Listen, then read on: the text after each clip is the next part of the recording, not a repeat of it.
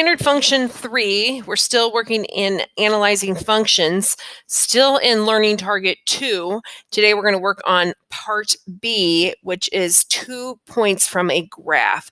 So we're going to still write that linear equation that we did in the first, or the part A, but this time those 2 points aren't just going to be given. We're going to have to go search them on the graph.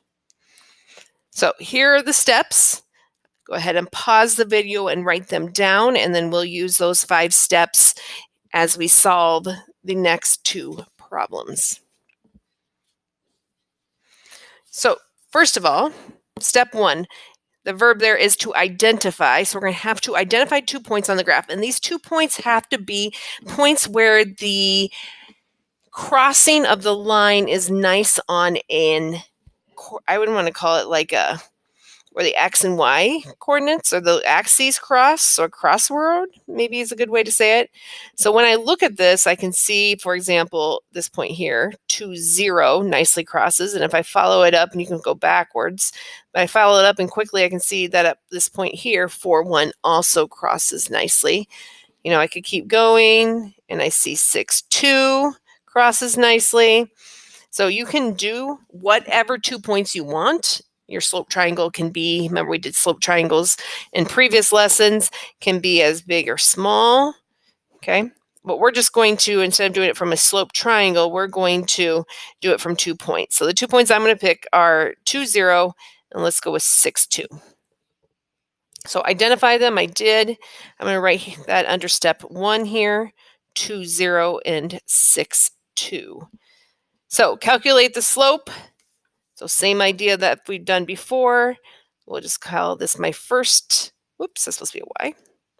So this is x1, y1, and x2, y2 from the 2 points on step 1.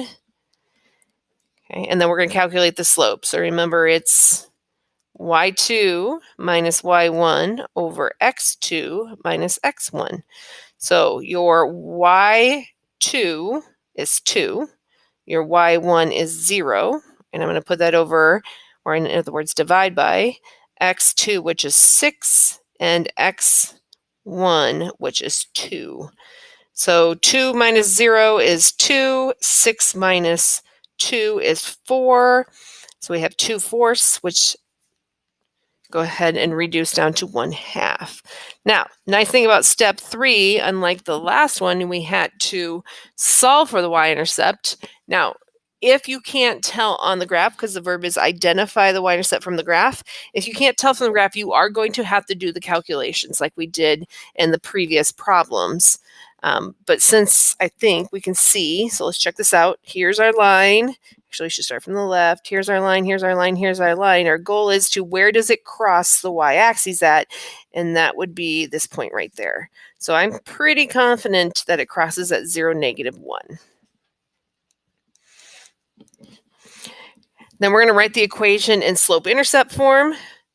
So y equals m, our slope from step 2, which would be 2, or 1/2, x minus our y-intercept was at -1.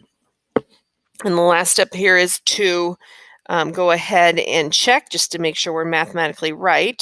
So we're going to take the 2 points, or honestly, you can take 2 other points, kind of up to you. I'm just going to take the 2 points we made the slope from, and we're going to plug them in and check to make sure they're right. So y, which is 0, so 0 is supposed to equal 1/2 times your x, which in this case is 2, and then we're going to subtract 1. So 1/2 times 2 is 1, minus 1 is 0. So I can guarantee you that 0.20 is on this line, or this equation I made. The second one here, so this time y is 2, 1/2 times x is 6, and then minus 1. So 1/2 times 6 is 3, subtract 1 is 2. So I can guarantee you that these 2 points, 6, 2, and 2, 0, are on this line from the equation that I made. Next problem. This one has kind of a storyline, so we'll look at it. If X represents the number of months a member uses a gym, and Y represents the amount of money in dollars they have spent on their membership, then X and Y are related by a linear relationship given by the graph below. What would be the linear line for this graph? So steps are still the same. We're going to identify two steps that we can use. So it looks like we're going to have to identify this first one here. And it doesn't cross nice, doesn't cross nice, doesn't cross nice, doesn't cross nice. Looks like it crosses nice up here at 5.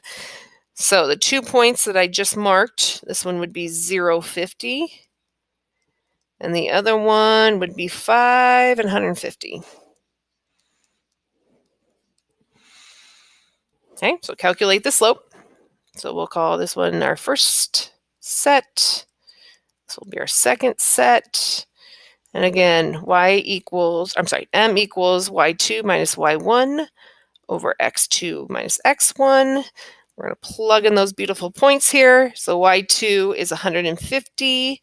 We're going to subtract from y1, which is 50, and put that over x2, which is 5, minus x1, which is 0.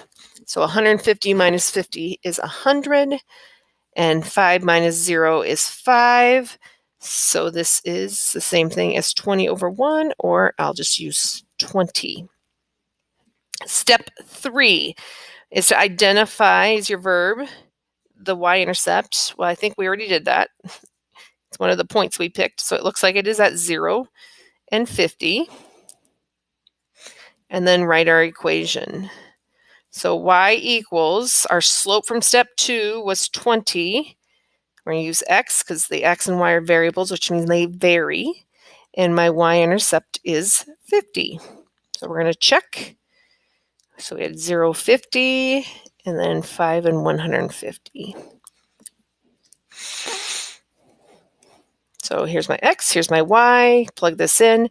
So y is 50 equals 20 times 0 plus 50. Well, 20 times 0, of course, is 0. Add 50 does equal 50. So I can guarantee that's this beautiful equation we made right here has the point 0, 50 on it. Second point, our y is 150. Our slope was 20. Take it times the x value, which is 5, and add 50 more. So 20 times 5 is 100, add 50 more, that does equal 150. So again, I can guarantee you that the point 5, 150 is on the line y equals 20x plus 50.